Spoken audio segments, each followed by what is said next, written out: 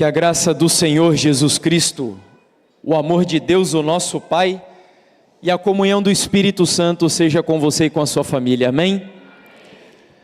Uma satisfação imensa estar com vocês aqui durante esses dias. Quero agradecer primeiramente a Juliana e ao Leandro pela gentileza do convite, e ao pastor também pela gentileza das palavras. Não sei se ele está aqui dentro agora, ali está o pastor. Muito obrigado, pastor, pela recepção, pela hospitalidade e por ceder o púlpito da igreja também, pela confiança durante esses dias.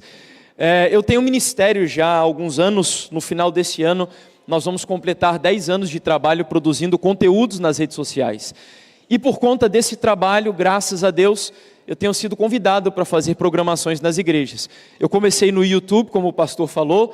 Hoje o meu canal está um pouco inativo, porque eu tenho tido mais atividade no Insta, principalmente, que é onde a gente acaba tendo uma relação um pouco mais próxima das pessoas.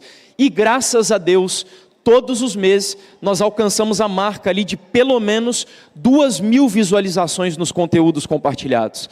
São mais de 300 mil seguidores aí, juntando as 3 redes sociais. E se você não conhece, eu convido, portanto, a acompanhar o trabalho que a gente tem desenvolvido. Eu acabei esquecendo, pastor, eu sempre levo nas igrejas o trailer da série para apresentar para os membros da igreja. Eu esqueci. Nós estamos produzindo uma série junto com a TV Novo Tempo de Portugal. E eu fui convidado para ser um dos apresentadores, baseada no livro Grande Conflito.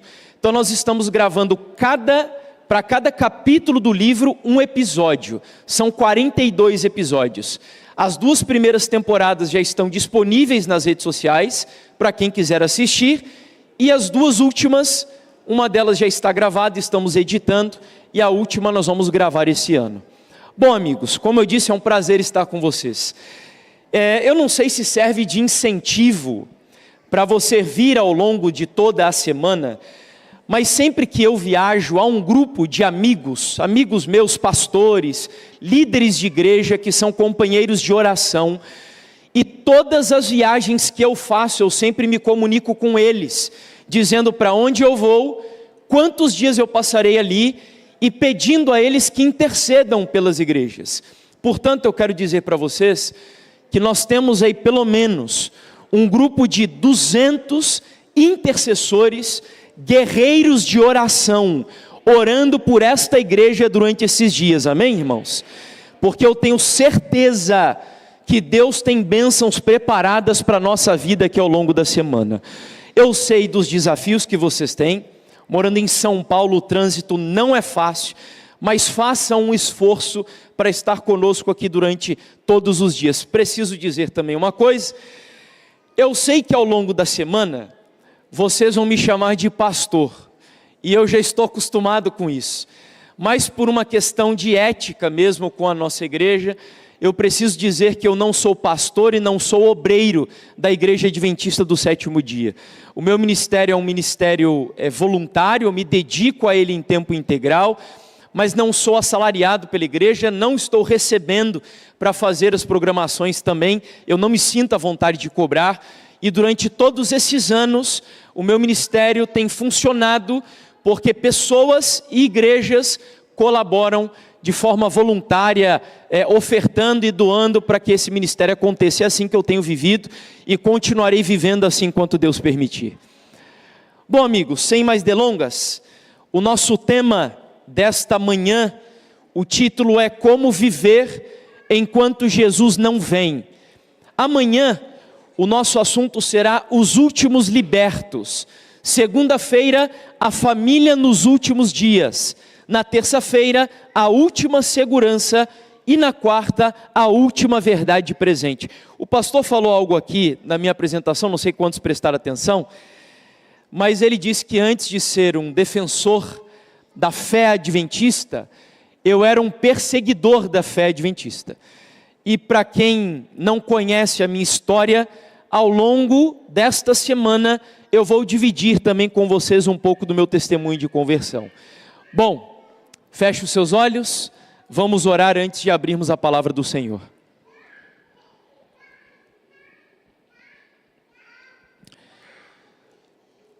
Santo e eterno Deus Todo-Poderoso, louvado seja o Senhor e adorado seja o seu nome na beleza da sua santidade.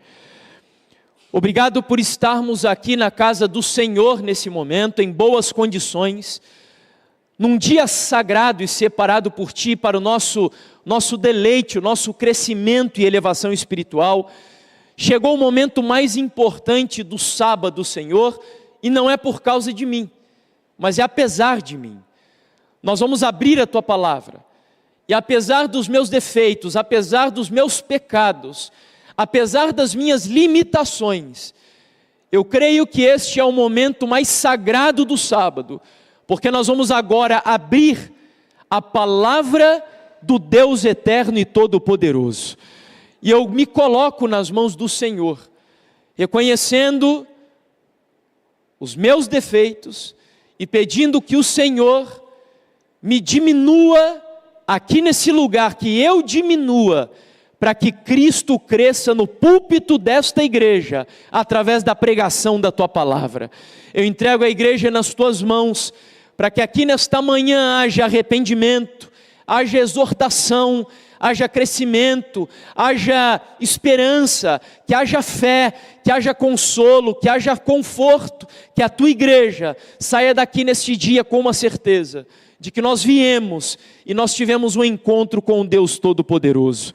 Esse é o meu desejo, a nossa oração, em nome de Jesus. Amém, Deus.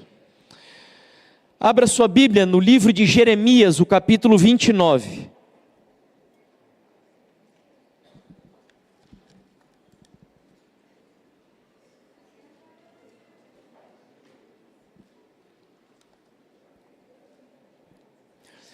Jeremias, capítulo 29. Nós vamos fazer a leitura dos versos 1 até o 13.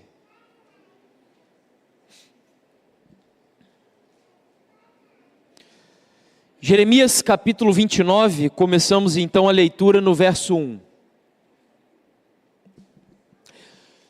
São estas as palavras da carta que o profeta Jeremias enviou de Jerusalém ao resto dos anciãos do cativeiro, aos sacerdotes, aos profetas e a todo o povo que Nabucodonosor havia deportado de Jerusalém para a Babilônia.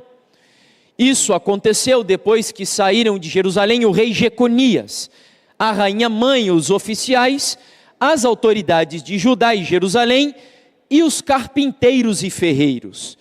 A carta foi enviada por Elasa, filho de Zafã, e por Gemarias, filho de Ilquias, os quais Edequias, rei de Judá, tinha enviado à Babilônia, a Nabucodonosor, rei da Babilônia. A carta dizia o seguinte: assim diz o Senhor dos exércitos, o Deus de Israel, a todos os exilados que eu deportei de Jerusalém para a Babilônia: construam casas e morem nelas, plantem pomares e comam o seu fruto. Casem e tenham filhos e filhas, escolham esposas para os filhos de vocês e deem as suas filhas em casamento para que tenham filhos e filhas. Aumentem em número e não diminuam aí na Babilônia. Procurem a paz da cidade para onde eu os deportei e orem por ela ao Senhor, porque na sua paz vocês terão paz. Salte comigo agora para o versículo 11. Eu é que sei que pensamentos tenho a respeito de vocês, diz o Senhor. São pensamentos de paz e não de mal, para dar-lhes um futuro e uma esperança. Então, vocês me invocarão, se aproximarão de mim em oração e eu os ouvirei. Vocês me buscarão e me acharão quando me buscarem de todo o coração. Apenas até aí.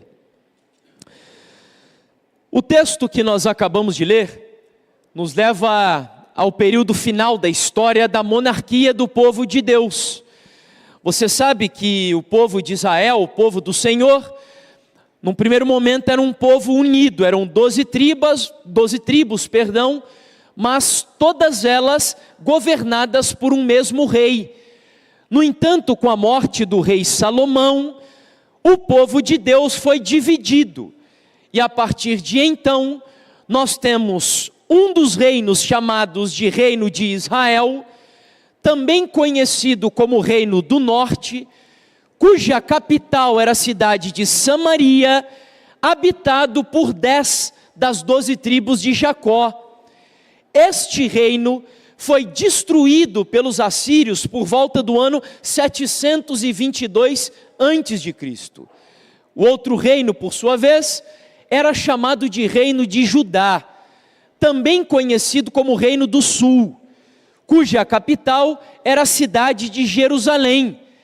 E este reino era habitado por apenas 2 das 12 tribos de Jacó. O Reino do Sul, por sua vez, foi conquistado pelos babilônicos apenas no ano 605 a.C., ou seja, 120 anos depois, mais ou menos, da destruição do reino de Israel. A Bíblia diz que os babilônicos chegaram em Jerusalém, cercaram a cidade de Jerusalém e conquistaram a cidade. E é justamente este o relato que contextualiza o texto que nós acabamos de ler. Porém, no ano 605, o rei Nabucodonosor levou à Babilônia apenas os jovens mais inteligentes que existiam ali, em Jerusalém. E ele deixou a cidade intacta, colocou um rei que seria vassalo a ele para governar Jerusalém. Só que o tempo passou, e no ano 597, a cidade de Jerusalém se rebelou contra os caldeus, os babilônicos, inclusive o rei. Isso fez com que os babilônicos voltassem a Jerusalém, reconquistassem a cidade e agora sim, destruíssem uma boa parte dela. Nesta ocasião, cerca de 50 mil judeus, pessoas que também eram inteligentes, habilidosos, artesãos do meio do povo de Judá, foram levados cativos para a Babilônia, escravizados na Babilônia. E agora, este povo que passou a viver na Babilônia, povo de Deus, enfrentava um dilema ali. Sabe o que era? Eles não queriam trabalhar na Babilônia, não queriam estudar na Babilônia, tampouco queriam constituir família ali, porque eles acreditavam que ao irem para a Babilônia, Deus rapidamente viria e os tiraria dali e os levaria de volta para viver em Jerusalém. Por essa razão, eles não queriam viver a vida que Deus os criou para viverem na Babilônia. Não queriam trabalhar, não queriam estudar e não queriam constituir família ali. Para quem já leu o Salmo 137, vai lembrar que este salmo é a experiência do povo de Deus na Babilônia. O texto diz que ao chegarem ali, eles penduraram os seus instrumentos musicais nos salgueiros. Para quem não sabe o que é isso, o salgueiro é uma árvore típica daquela região.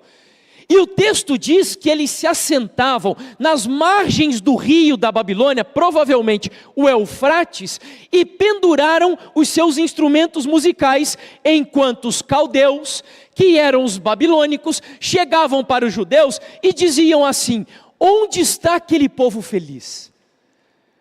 Muitos de nós cristãos desenvolvemos um estereótipo do judeu, como se o judeu fosse um povo carrancudo, um povo rabugento, um povo meio triste, meio desgostoso da vida. E não, o povo judeu é um povo feliz, tão feliz que a Bíblia diz que ao longo do ano, eles têm 7 momentos de festas, e eu sei que entre essas festas há ocasiões de solenidade, mas também há ocasiões sociais, onde eles comem, onde eles cantam, onde eles dançam, e celebram a vida que o Criador deu a eles. E lá na Babilônia, eles não queriam cantar, não queriam celebrar, e os caldeus chegavam para eles e diziam: onde está esse povo que tem contentamento, razão de viver, sentido de vida? Sabe o que eles respondiam? Como nós podemos cantar os cânticos do Senhor, estando em terras estrangeiras? Ou seja, eles não queriam viver ali. E para acentuar um problema, havia um grupo de falsos profetas que chegavam para esses judeus escravizados e diziam assim: não se preocupem, não trabalhem, não estudem, não façam nada aqui, porque Deus logo virá e os levará de volta para Jerusalém. Mas para todo estudante da Bíblia, você sabe que o povo de Deus não passaria tão pouco tempo assim na Babilônia. Quanto tempo eles ficariam no cativeiro babilônico, lembram? 70 anos, isto é, na concepção bíblica, mais do que uma geração. Portanto, Deus, na sua infinita misericórdia, chama o profeta Jeremias e diz assim: Jeremias, o negócio é o seguinte, eu preciso que você envie uma carta para o meu povo na Babilônia, ensinando eles como eles devem viver na terra do seu cativeiro. E esta é a carta que nós acabamos de ler. Ou seja, tudo o que nós lemos ali, a gente saltou alguns versículos, são ensinamentos de Deus, mostrando ao seu povo como eles deveriam viver enquanto estivessem na terra do seu cativeiro. Tudo bem, irmão Jefferson, eu já entendi a história, muito interessante. Mas o que essa história tem a ver com a minha vida hoje no século 21? Tudo. Porque eu não sei você, mas eu acredito de todo o meu coração, que muito provavelmente na minha geração, eu verei Jesus Cristo vindo nas nuvens dos céus em poder e grande glória. Você acredita nisso? Se você crê, diz amém aí. Eu creio nisso. Só que sejamos sinceros, o pastor Roberto Rabelo, primeiro orador da Voz da Profecia aqui no Brasil, acreditava que Jesus voltaria na sua época. E ele morreu, descansou no Senhor. E certamente veremos este homem de Deus na manhã da ressurreição naquele grande dia. Mas a verdade é que ele descansou. E provavelmente alguns descendentes dele também já descansaram na mesma esperança. E a verdade é que nós já estamos há 180 anos e um pouco mais, como adventistas do sétimo dia, dizendo que Jesus virá nas nuvens dos céus, e por enquanto ele não veio. E eu não quero frustrar você. Eu acabei de dizer que eu espero ele vir na minha geração, mas a minha pergunta aqui nessa manhã, ela é objetiva e direta. Como eu devo viver nesta Babilônia chamada São Paulo, chamada Cotia, chamada Brasil? Como eu devo viver como um cristão no século 21, nesta Babilônia, enquanto Jesus não vem nas nuvens dos céus?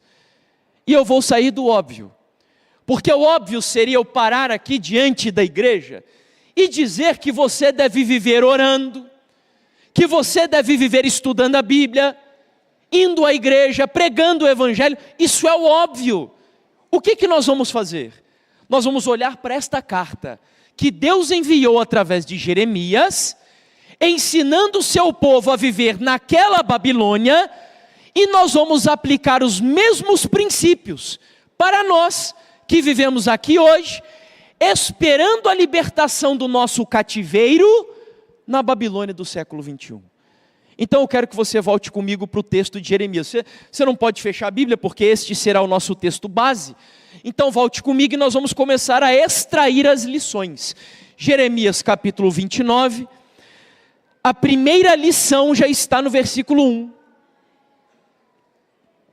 O texto diz exatamente assim, ó: são estas as palavras da carta que o profeta Jeremias enviou de Jerusalém ao resto dos anciãos do cativeiro. Apenas até aí. Primeira lição que nós extraímos do texto, sabe qual é? Este mundo, nas condições em que ele se encontra hoje, não é o destino final da sua vida. Nós somos cativos aqui. Nós somos peregrinos aqui, amigos. Há um hino do Inário Adventista do sétimo dia, que diz isso de maneira poética ao afirmar o seguinte: sou peregrino e forasteiro, uma noite aqui demoro e nada mais. Nós estamos de passagem aqui, somos peregrinos aqui. Eu sei que você trabalha aqui, estuda aqui, tem projetos de vida aqui. Eu sei que há pessoas dentro da igreja aqui hoje que têm perspectivas talvez de fazer uma graduação, de se casar, de fazer uma viagem, de galgar alguns degraus no seu emprego, e nada disso está mal. Só que o primeiro alerta que Deus nos faz aqui nesta passagem é para nós termos cuidado ao vivermos nesta Babilônia, não pensarmos que a nossa vida se resume ao aqui e agora. Você é peregrino aqui.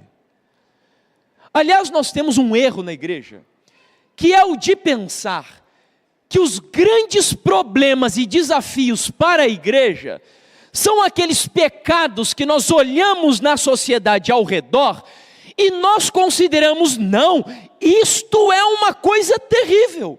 E não. Jesus disse que quando ele viesse, pessoas estariam casando, dando-se em casamento, plantando e edificando. Pergunto, alguma dessas 4 coisas que Jesus disse é pecado fazer? Nenhuma delas. Por que Jesus então fez este alerta antes de subir ao céu para a igreja? Sabe por quê? Jesus estava dizendo, em outras palavras, tenha muito cuidado. Cuidado para você não permitir que as coisas boas da vida ocupem o lugar daquelas que são essenciais. Eu gosto muito de uma frase, eu não lembro se é do C.S. Lewis ou se é do Tolkien, onde um deles dizem que o mal não cria absolutamente nada, sabia disso? O diabo não é capaz de criar nada, absolutamente nada. Ele só perverte as coisas boas que Deus criou para nós vivermos. Pensa comigo, quem criou o sexo? Foi Deus. O sexo é bom ou não é bom? Sim ou não? Sim. Mas quem foi que desenvolveu aquilo que nós chamamos e a Bíblia chama de imoralidade sexual? Foi Satanás. Comer é bom ou não é bom, irmãos? Comer é muito bom. Não por acaso Deus inclusive nos criou com pupilas gustativas para sentirmos sabor nas coisas, para nos deleitarmos nas coisas. Deus não é contra o prazer. Desde que o prazer esteja debaixo da vontade de Deus, Deus quer que você se deleite na vida, porque a vida é boa. Inclusive acho que tem uma música, eu acho que é da Minha Vida Uma Viagem, né? Onde eles falam que a vida é tão boa, a vida é maravilhosa, quando ela é vivida de acordo com a vontade de Deus. Só que o alerta de Jesus é cuidado. Cuidado para que ao viver as coisas boas da vida, você não deixe que elas façam você criar raízes aqui, a ponto de você esquecer que você não foi criado para isso daqui agora. E esse não é um dilema atual apenas. A igreja, ao longo da história, um dos maiores desafios da igreja foi justamente viver dentro desse equilíbrio entre o aqui e o porvir. Agostinho de Hipona, que é um dos maiores filósofos da história do cristianismo, escreveu um livro inteiro chamado A Cidade de Deus, tentando explicar a relação entre o que ele chamava de cidade de Deus e a cidade dos homens. Eu não concordo muito com a visão dele do que ele coloca lá, mas a verdade é que esse é um grande desafio da igreja, entender essa relação. E para mim, o maior personagem bíblico que conseguiu expressar como viver entre esses dois mundos de maneira a agradar a Deus, sabe quem é? O profeta Daniel. Porque Daniel era um jovem na Babilônia, foi leal a Deus, um político fiel, íntegro e incorrupto no meio de uma corte corrupta. Daniel foi um profissional exemplar na Babilônia. Só que a Bíblia diz que 3 vezes ao dia este Daniel abria a janela da sua casa e orava dirigido pela fé para que lugar? Vocês lembram? Jerusalém. Sabe por quê? Porque Daniel entendia que embora os pés dele estivessem em Babilônia, o coração dele estava em Jerusalém. E nós precisamos entender na primeira aplicação desse texto, que você trabalha aqui, estuda aqui, que tem projetos de vida aqui, mas nunca se esqueça, você, apesar de estar no mundo, é um cidadão comprado para morar no reino dos céus. Este é o destino da sua vida. Essa é a primeira lição. E ela vai nos balizar para a segunda. E a segunda, talvez seja a primeira vez que você ouvirá isso no púlpito da igreja. Porque ainda não é tão comum nós tratarmos sobre o que trataremos agora. Mas eu acredito que aqui no Brasil hoje, é uma das necessidades mais urgentes da igreja. Vá comigo para o versículo 5 de Jeremias 29. Eu preciso agora totalmente da sua atenção. Jeremias 29, versículo 5 diz assim, ó: construam casas e morem nelas, plantem pomares e comam o seu fruto. Sabe o que Deus estava dizendo aqui?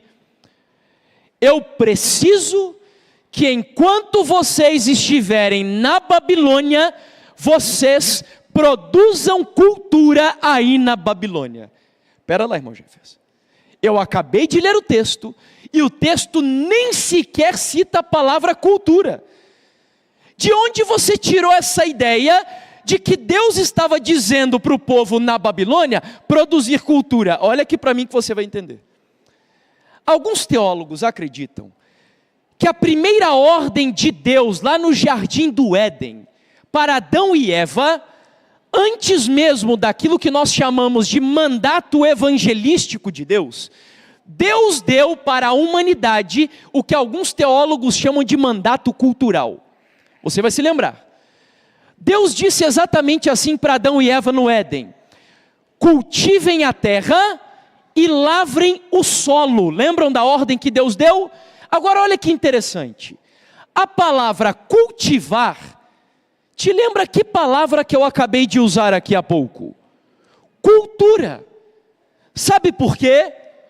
Porque cultura tem a ver exatamente com o bom cultivo das coisas que Deus criou e deu a ordem de nós desenvolvermos a matéria-prima que Ele nos deu aqui na terra, produzindo coisas boas para a sociedade. Portanto, quando Deus manda o seu povo plantar, edificar, cultivar, aliás, agricultura, é uma palavra que deriva de cultura, porque tem a ver com cultivo, com cuidado. Quando Deus mandou o povo lá na Babilônia plantar, edificar, Ele estava mandando o povo produzir cultura. Agora, igreja, como eu disse há pouco, esta é uma das ordens mais necessárias para a igreja vivendo aqui no Brasil no século 21. Sabe por quê? Porque o Brasil hoje está vivendo uma das maiores guerras culturais talvez já registradas na história desse país. Eu acabei de ver há poucas semanas uma pesquisa da Quaest, dizendo que mais de 86% da população brasileira é cristã. Entre católicos e evangélicos, mais de 86% desse país é cristão. E ao invés de eu me alegrar com essa notícia, eu quase chorei quando eu li isso. Sabe por quê?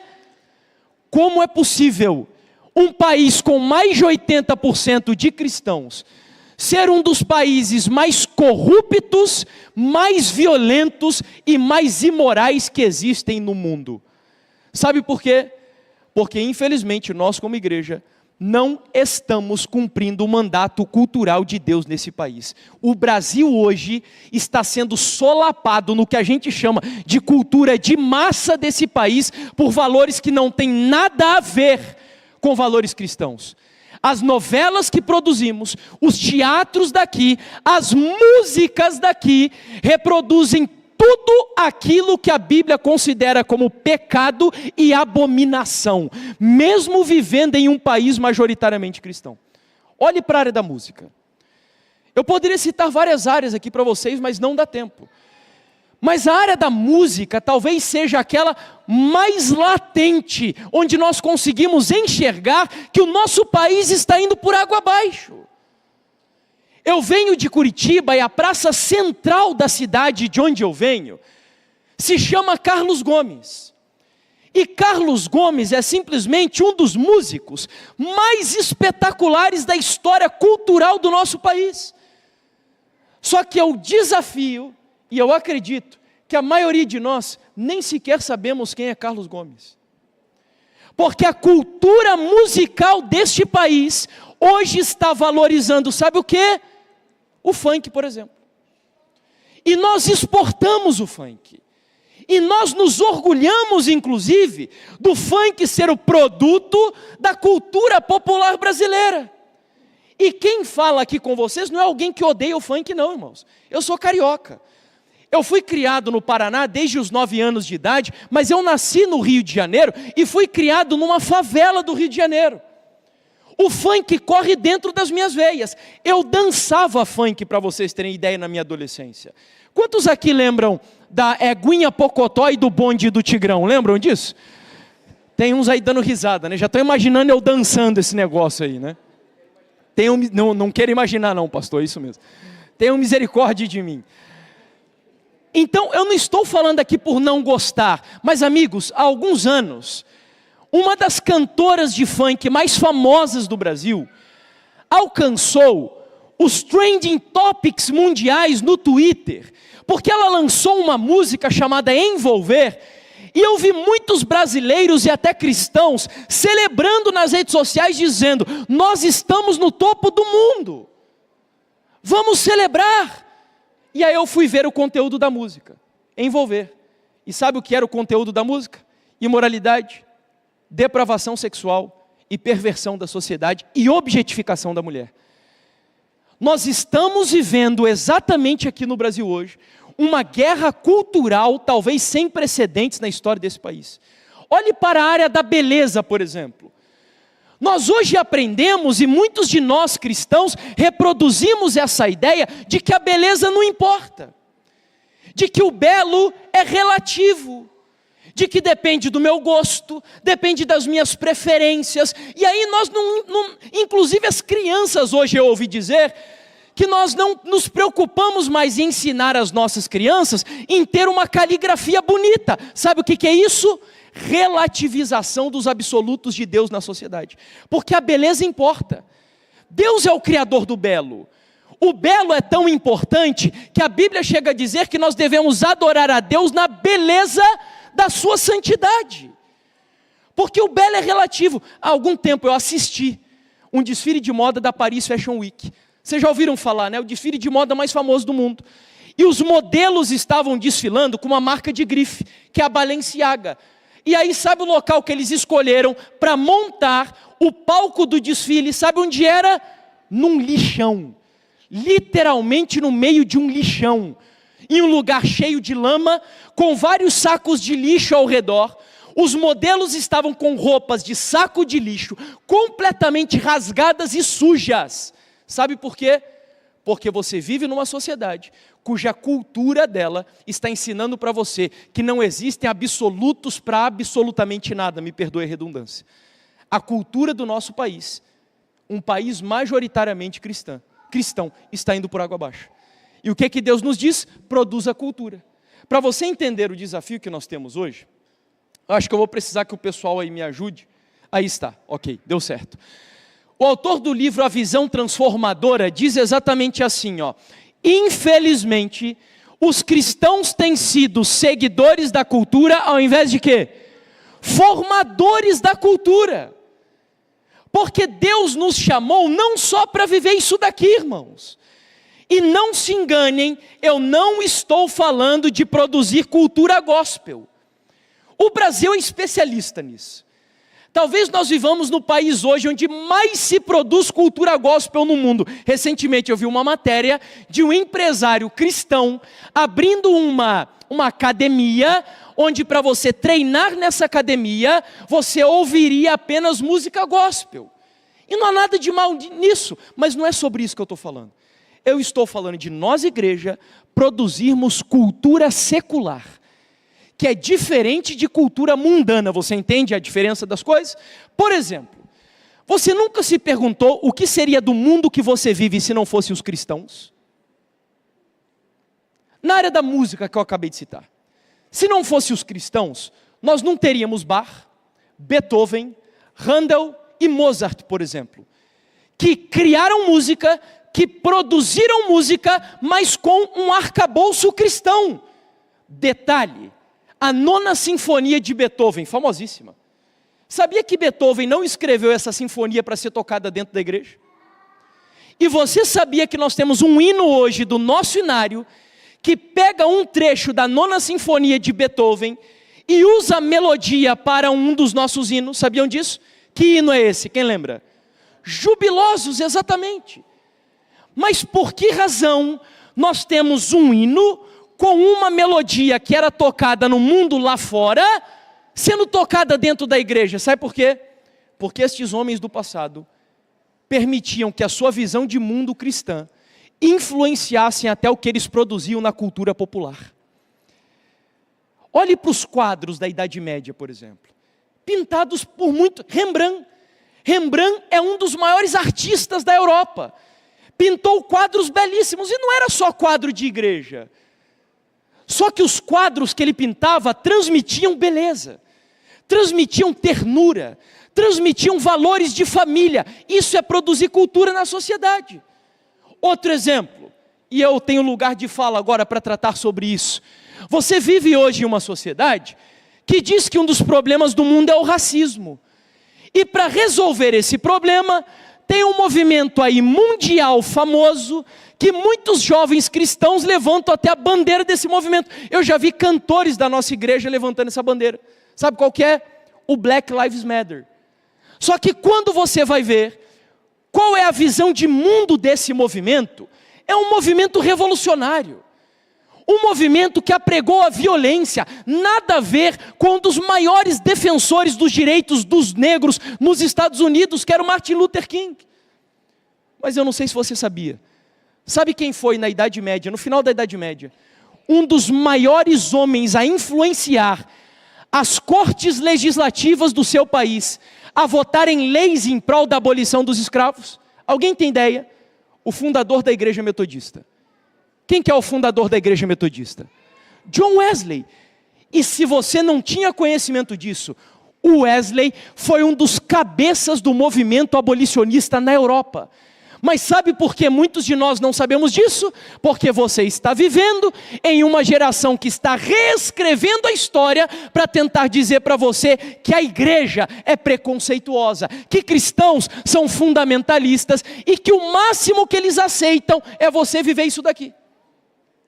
A partir do momento que você sai daqui e tenta levar a sua visão de mundo para o Supremo Tribunal Federal, para as câmaras legislativas, para o seu trabalho, eles rejeitam.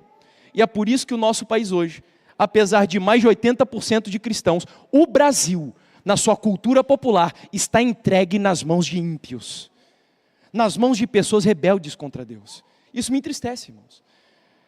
Eu sei que quando você olha para Brasília, aliás, deixa eu ler aqui uma passagem com vocês, para vocês entenderem um pouquinho melhor. Olha só o que diz aqui o pastor John Stott, no livro O Cristão em uma Sociedade Não Cristã, aliás, um livro extraordinário. Ele diz assim, ó: o nosso hábito cristão é lamentar os padrões do mundo em deterioração, com um ar de desespero um tanto farisaico. Criticamos sua violência, sua desonestidade, sua imoralidade, seu desespero, desrespeito à vida humana e sua ganância materialista. O mundo está indo por água abaixo, nós dizemos balançando a cabeça. E aí ele pergunta, a culpa é de quem? Quem é o culpado? A pergunta que precisamos fazer é, onde está a igreja? Porque o sal e a luz de Jesus Cristo não está permeando e mudando a sociedade. E aí eu volto a dizer, lá em Brasília, nós temos supostos representantes do nosso grupo, bancada evangélica, mas para nossa tristeza, a bancada evangélica hoje, ela é liderada pelos maiores falsos profetas que existem nesse país. Homens que enchem a boca para dizer que servem a Deus, mas que são acusados e investigados e alguns condenados por corrupção e lavagem de dinheiro. Esse é o nosso país. Um país onde os índices de divórcio e de adultério dentro da igreja são praticamente os mesmos fora da igreja. Então é por isso que nós estamos vendo o nosso país hoje vivendo essa situação caótica, irmãos. Só que Jesus, no meio desse caos, Ele compara a igreja com o sal. Sabe para quê? Para mostrar que você não foi criado para viver igual um monge ou uma freira. Não! Deus criou você para penetrar nas entranhas da sociedade e através de uma vida íntegra, honesta, usando o dom que Ele te deu para a glória dEle, impedir o avanço da corrupção nesse país em nome do Senhor Jesus. Olha aqui para mim. Certa vez chegaram para Lutero e fizeram a seguinte pergunta para ele: Lutero, o que eu devo fazer para ser o melhor cristão possível? O que será que você responderia? Lutero descobriu que essa pessoa era um sapateiro. Sabe qual foi a resposta que Lutero deu? Faça um bom sapato e venda por um preço justo. Eu não sei se essa resposta não te impressiona, mas ela me encanta. Sabe por quê? E apague esse clichê da sua cabeça. Muitos dizem que o irmão Jefferson e o pastor trabalham para Deus em tempo integral. Nós não falamos isso? Né? A gente diz assim, olha, o pastor e o irmão Jefferson escolheram o melhor trabalho que poderiam. Eles trabalham para Deus em tempo integral. Mas presta atenção, quem disse que um coletor de lixo que está aqui, que uma costureira que esteja aqui, que um professor, um médico, um arquiteto, um engenheiro, um designer, quem disse que você, usando a vocação que Deus te deu, não está trabalhando para Deus em tempo integral? Sabe onde eu quero chegar com isso? Faça da vocação da sua vida a missão da sua vida em nome do Senhor Jesus. Deus não chamou todo mundo para virar, olha aqui, ó, missionário no sentido do irmão Jefferson, não. Deus chamou pessoas na sociedade, porque Ele precisa de engenheiros, advogados, médicos, psicólogos, pedreiros, costureiras, etc. Deus precisa que a gente use o nosso dom para abençoar a sociedade e honrar a Ele em nome de Jesus. É assim que nós vamos abençoar a cultura do nosso país. Para os jovens que estão aqui, eu já me demorei muito nisso. Para os jovens que estão aqui, vejam o conselho que Ellen White dá. Nós normalmente olhamos para os conselhos dela e escolhemos alguns e rejeitamos outros, mas vejam só este daqui. Ela diz assim, ó: querida juventude, qual é o alvo e o propósito da vossa vida? Vocês têm a ambição de serem educados para ter um nome e uma posição no mundo? Tem pensamentos que vocês nem ousam dizer, de poderem um dia alcançar as alturas da grandeza intelectual, de poderem assentarem-se em conselhos deliberativos e legislativos, cooperando na elaboração de leis para a nação. Sabe o que ela está perguntando aqui, jovens? Vocês querem ser desembargadores? Vocês querem ser deputados? Vocês querem ser juízes? Vocês querem ser procuradores? Vocês querem realmente serem pensadores que influenciam a sociedade? Olha só o que ela vai responder: nada há de errado nessas aspirações. Podem cada um de vocês estabelecer um alvo. Não se contentem com realizações mesquinhas. Aspirem, desejem, almejem a altura e não poupem trabalho para alcançá-la. Que em nome de Jesus, Deus levante daqui de dentro dessa igreja jovens, homens e mulheres, que peguem o chamado da sua vida, a vocação da sua vida, coloque nas mãos de Deus e permita que Deus te abençoe através da tua profissão para abençoar a sociedade ao seu redor em nome do Senhor Jesus. Isto é produzir cultura. Daria para a gente explorar muito mais esse assunto aqui. Eu já me demorei demais dele, já são 12:10 e eu preciso saber de vocês. Vocês aguentam só mais uns minutinhos para a gente finalizar o tema? Aguentam? Eu já estou quase no final. Eu só preciso dizer para vocês, são mais 2 conselhos. Só que um deles eu vou pular, vou passar rápido. Por uma razão, a gente vai ler e eu vou explicar para você. Então o primeiro conselho nos diz que nós somos peregrinos aqui. O segundo conselho nos diz que nós devemos produzir o que aqui na Babilônia? Cultura. Agora o terceiro, leia comigo, versículo 6. Verso 6, leia comigo aí rapidinho. Diz assim, ó: casem e tenham filhos e filhas. Escolham esposos para os filhos de vocês e deem as suas filhas em casamento para que tenham filhos e filhas. Aumentem em número e não diminuam aí na Babilônia. Sabe o que diz o terceiro conselho? Você está vivendo numa sociedade cujo objetivo dela, e agora presta atenção na palavra bonita que eu vou usar aqui, porque eles usam essa palavra aí fora. Eles estão trabalhando para desconstruir o conceito bíblico de família. Você entendeu?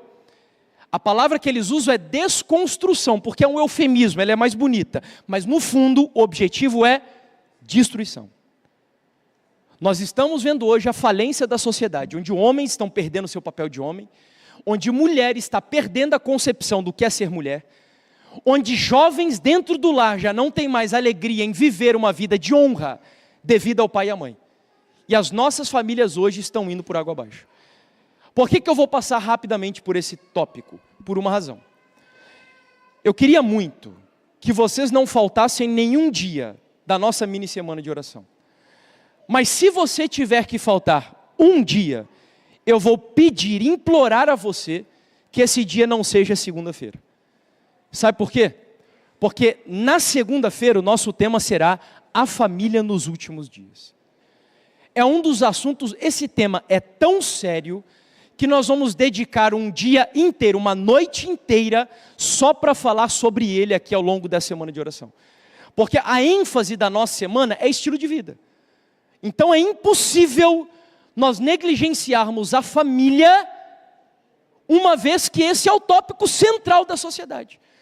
Deus está dizendo, escolha bem com quem você vai casar, com quem você vai se relacionar, aumentem em número, em outras palavras, fortaleça a sua família. Quarto conselho, eu até poderia passar por esse daqui, mas eu não posso deixar, irmãos, porque esse talvez seja um dos temas assim, mais complicados para falar aqui no Brasil hoje. Vá comigo para o versículo 7 de Jeremias 29. Jeremias capítulo 29, versículo 7. Então só recapitulando aqui comigo, me ajude. Primeiro conselho, Deus nos diz que nós somos peregrinos aqui e que a terra hoje, nas condições que está, não é o destino da nossa vida.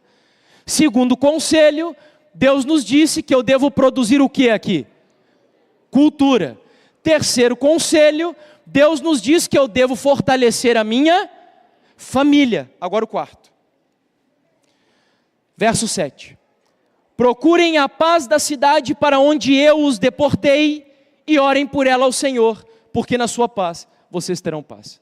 Agora, por gentileza, olha aqui para mim. Tire os preconceitos do seu coração e deixe a palavra de Deus falar com você. Olha aqui para mim. Nós estamos vivendo hoje aqui no Brasil, talvez, um dos momentos políticos mais delicados da história deste país. Você sabe, e ninguém precisa convencer você disso, de que o Brasil está literalmente dividido, politicamente falando. Um grupo de pessoas que acreditam que o Brasil será melhor se a esquerda, se Lula ou se o socialismo estiverem no poder.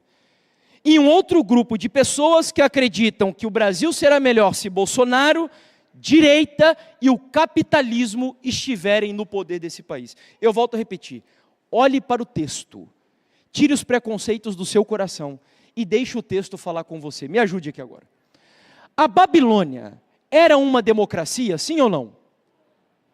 Não.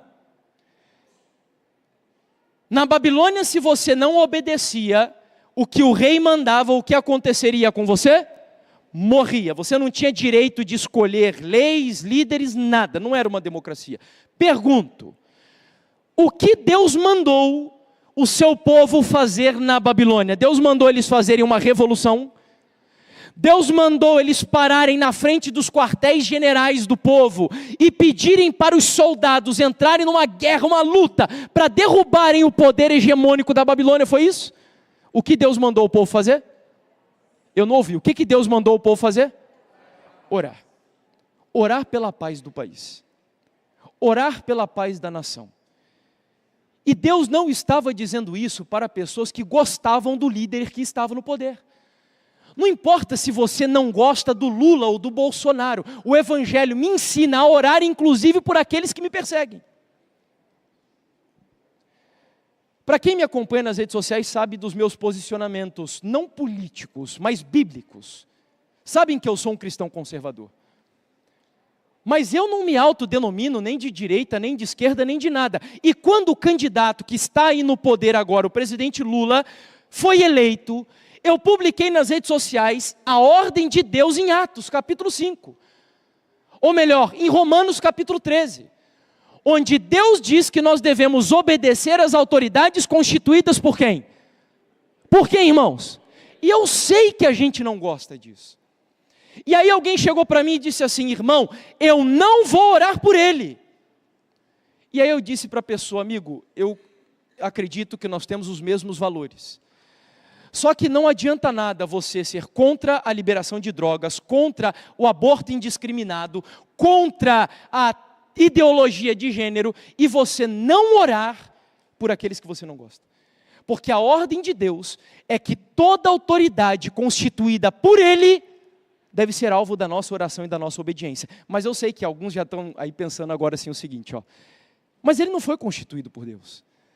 Alguns chegam e dizem assim: ele está lá por uma manobra do Supremo ou das urnas eletrônicas. E ok, você até pode acreditar nisso.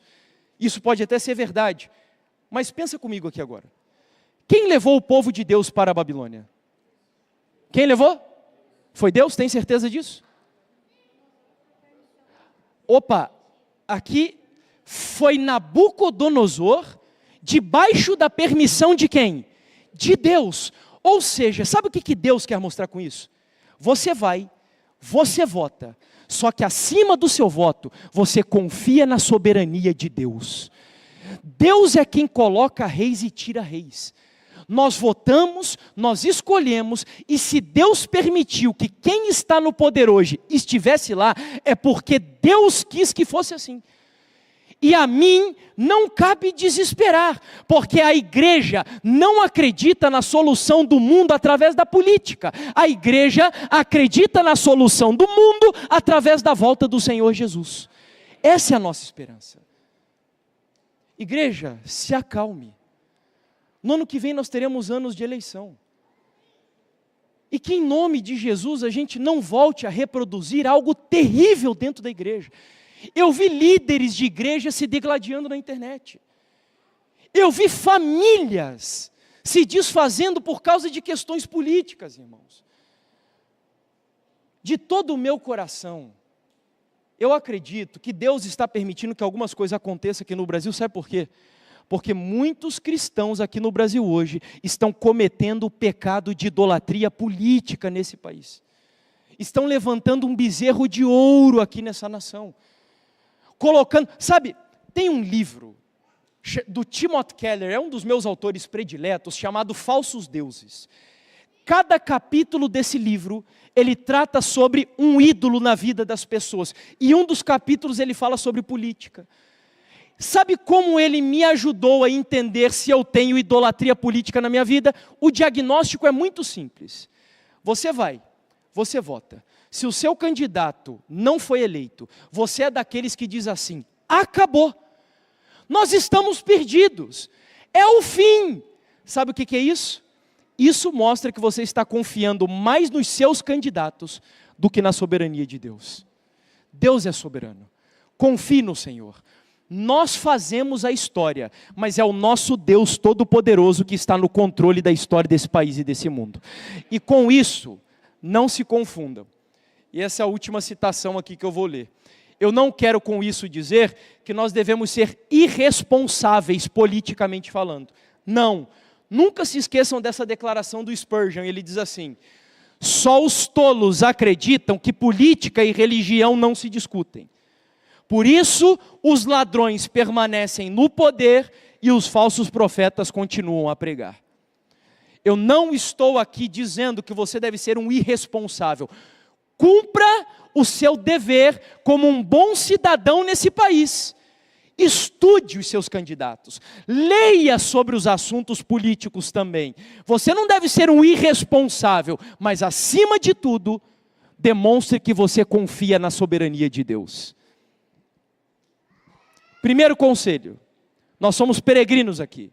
Segundo conselho, nós devemos produzir o quê? Cultura aqui. Terceiro conselho, enquanto estamos aqui na Babilônia, devemos fortalecer as nossas famílias. Quarto conselho, seja um bom cidadão no seu país. Ore pela paz do seu país. Respeite as autoridades. Se em algum momento leis forem aprovadas que são contrárias aos seus princípios, aí sim, antes importa obedecer a Deus do que aos homens. E aí, para a gente encerrar, verso 11 até o 13, aqui a gente termina. Verso 11 até o 13.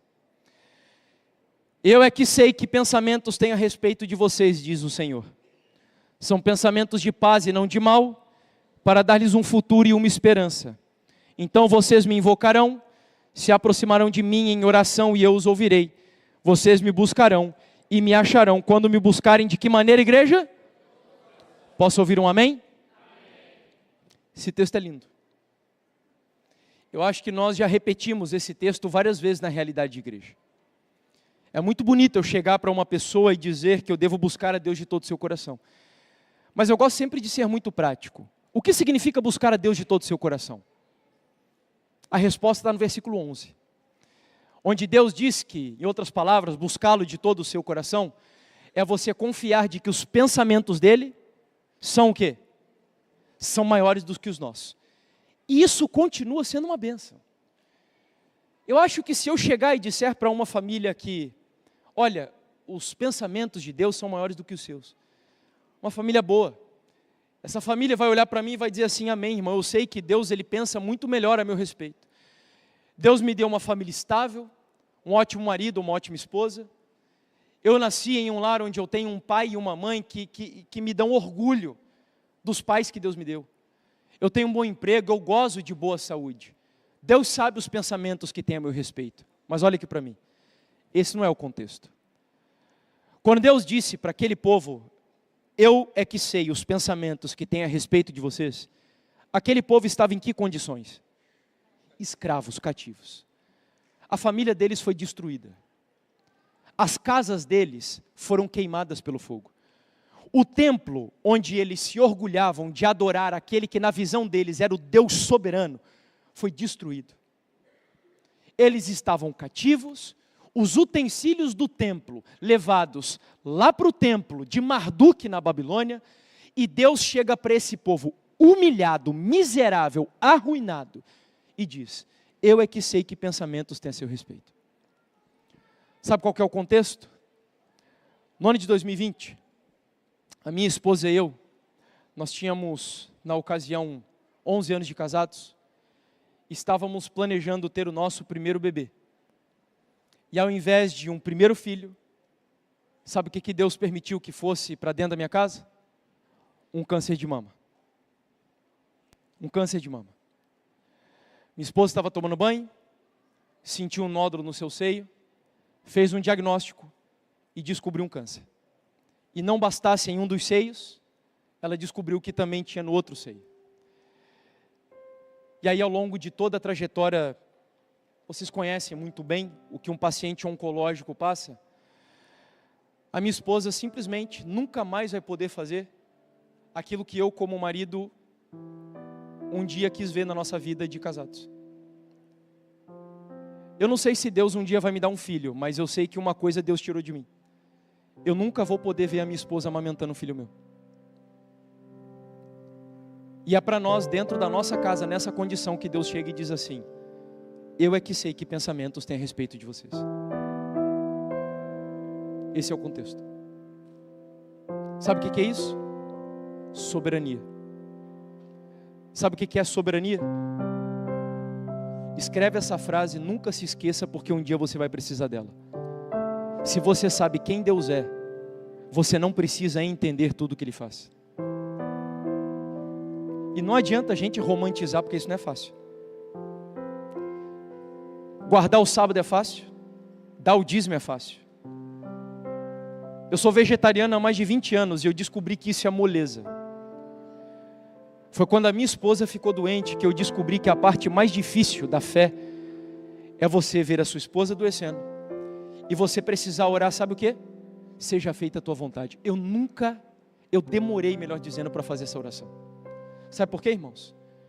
Porque eu orava para a Bruna ser curada, eu orava para Deus restaurar a vida da minha esposa, mas eu não admitia que Deus tirasse a vida da minha esposa. E eu tinha medo que a vontade de Deus fosse que a Bruna morresse.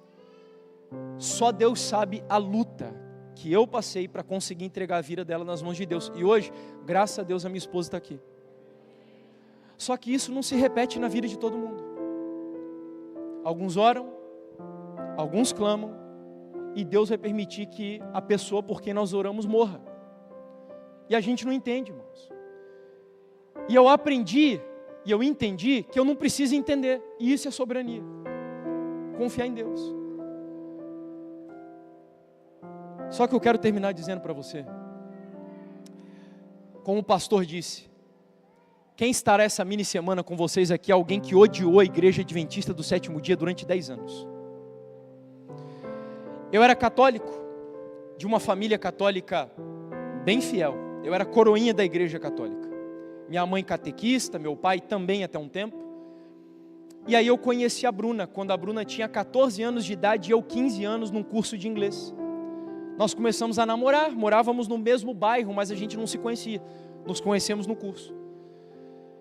E a família da minha esposa, a mãe dela, minha sogra, tinha sido excluída da igreja adventista há 1 ano e meio, 2 anos mais ou menos. Porque ela se envolveu com um grupo de pessoas lá em Curitiba que não acreditava na doutrina da Trindade. E eu sei que aqui em São Paulo tiveram vários grupos desse, aqui em Cotia inclusive, porque eu vim visitar um grupo desse aqui em Cotia na época em que eu estava envolvido com esse pessoal.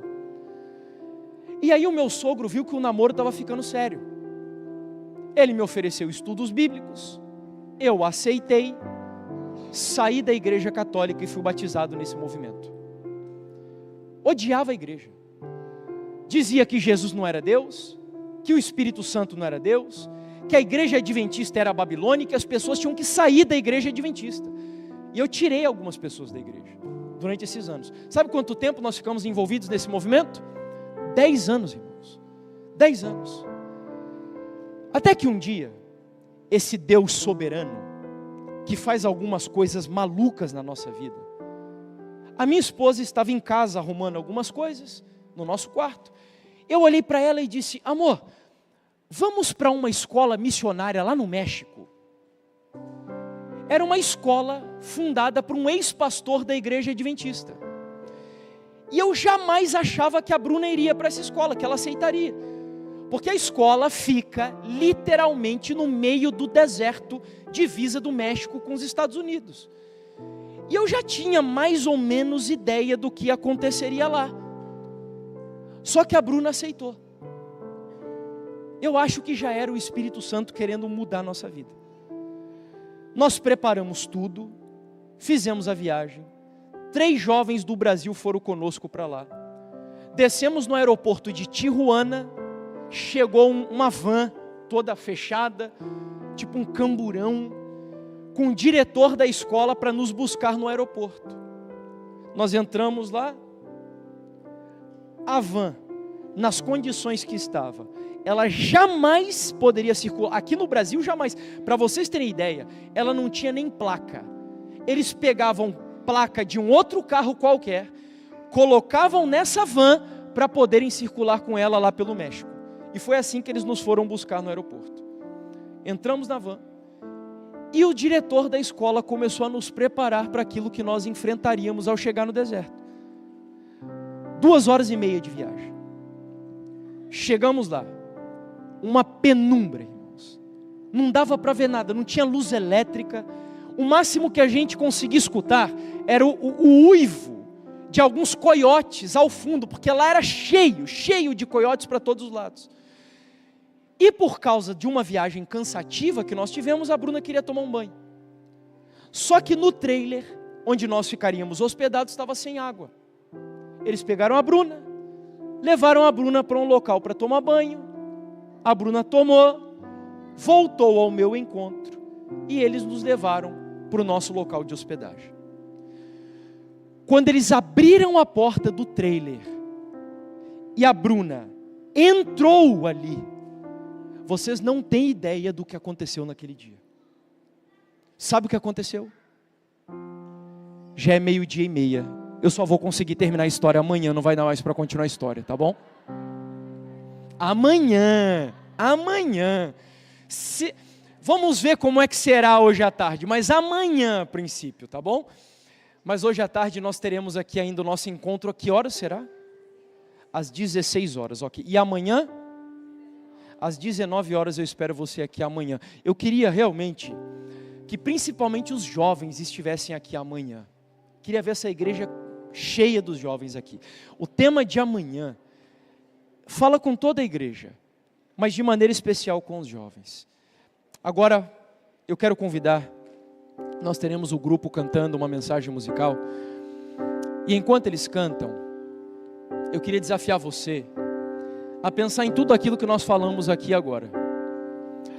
E se é o seu desejo consagrar a sua vocação nas mãos de Deus, a sua família nas mãos de Deus, a sua cidadania nas mãos de Deus, se é o seu desejo, acima de tudo, enquanto você vive aqui nessa Babilônia, se você deseja dizer a Deus: meu Deus, eu quero continuar confiando em Ti, tendo fé em Ti, descansar em Ti, ainda que o céu caia sobre a minha cabeça, se esse é o seu desejo, enquanto o grupo canta, você vai ficar em pé, e você vai dizer ao Senhor: meu Deus, ainda que o céu caia sobre a minha cabeça, eu quero que o Senhor me ajude a desenvolver uma fé que seja em nome de Jesus, inabalável.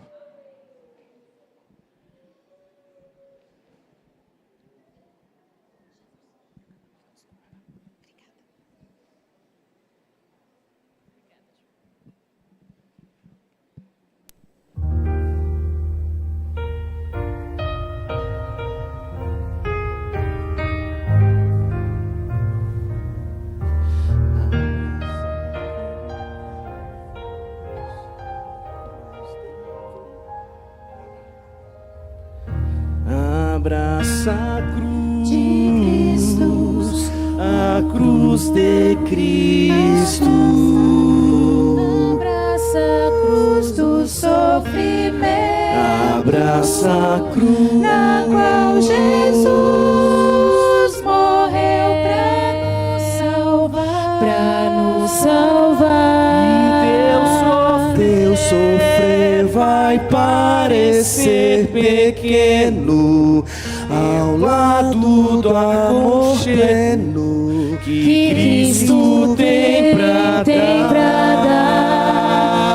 Abraça o O amor que a cruz exige.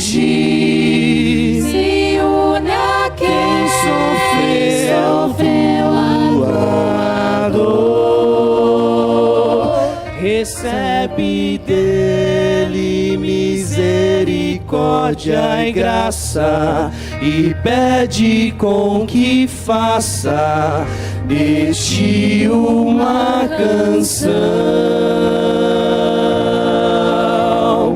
Cristo Senhor vem nos abraçar com tua majestade, faz-nos sentir o Espírito do amor que agora nos invade.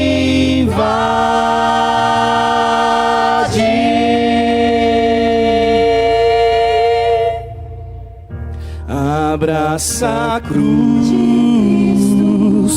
a cruz de Cristo.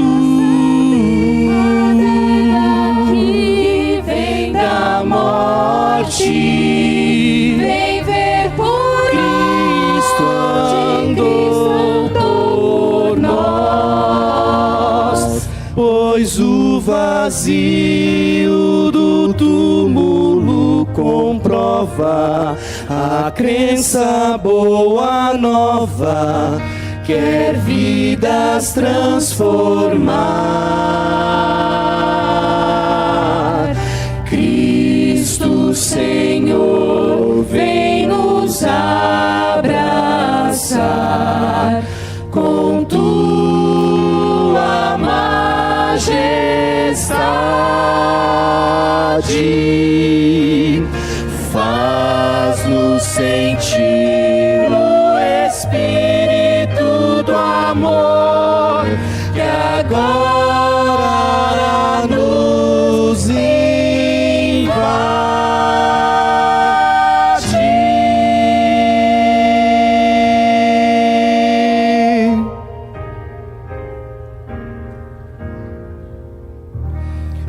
Abraça a cruz de Cristo, de Cristo.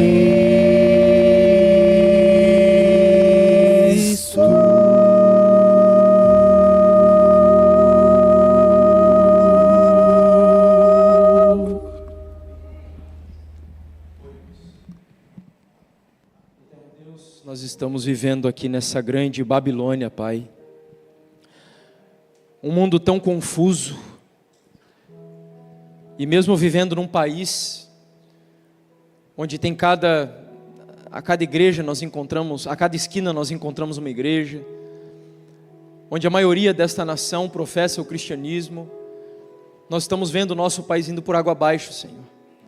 A cultura desse país, a política desse país, a produção de massa desse país, Senhor, está entregue nas mãos de pessoas que não creem em Ti, que pisam na Tua lei. E certamente isso é culpa nossa, porque nós não estamos vivendo à altura daquilo que o Senhor espera de nós nessa nação. Porque nos lugares onde o cristianismo foi vivido de fato, esses lugares experimentaram reavivamentos poderosos, Senhor. E nós queremos ver as chamas do Teu Espírito Santo incendiando esse país. Mas para isso, o Senhor precisa de uma igreja viva, uma igreja que produza cultura, uma igreja com famílias fortes, uma igreja que entenda a maneira correta de se relacionar com a sociedade e com a política do país, uma igreja que seja um ponto de sensatez no meio da polarização que vemos na nossa nação. Que o Senhor nos ajude, Pai, a vivermos como cristãos que aqui nesse país honrem e glorifiquem o nome do Senhor. A Tua palavra diz que nos últimos dias a glória do Senhor iluminará os quatro cantos desse mundo. E isso não será algo subjetivo, porque nós sabemos que a glória do Senhor é o Teu caráter. E é através de uma igreja viva, uma igreja que viva para a Tua glória, uma igreja que se vista, uma igreja que coma, uma igreja que assista, uma igreja que se recreie para a glória do Senhor. É dessa maneira que o mundo conhecerá o Deus que nós servimos e que habita no reino dos céus. Nos ajuda, ó Pai, nos ajuda, Senhor. Nós não queremos criar raízes aqui na Babilônia, mas ao mesmo tempo nós também queremos ser aquilo que o Senhor nos criou para sermos aqui, neste lugar, neste momento da história. Nós entregamos a nossa vida em Tuas mãos e, acima de tudo, enquanto o Senhor não vem, que o Senhor nos ajude a buscá-lo de todo o nosso coração. Nos ajude a desenvolver uma fé madura o suficiente para confiar em Ti, custe o que custar. Essa é a minha e a nossa oração, em nome de Jesus. Amém, Deus.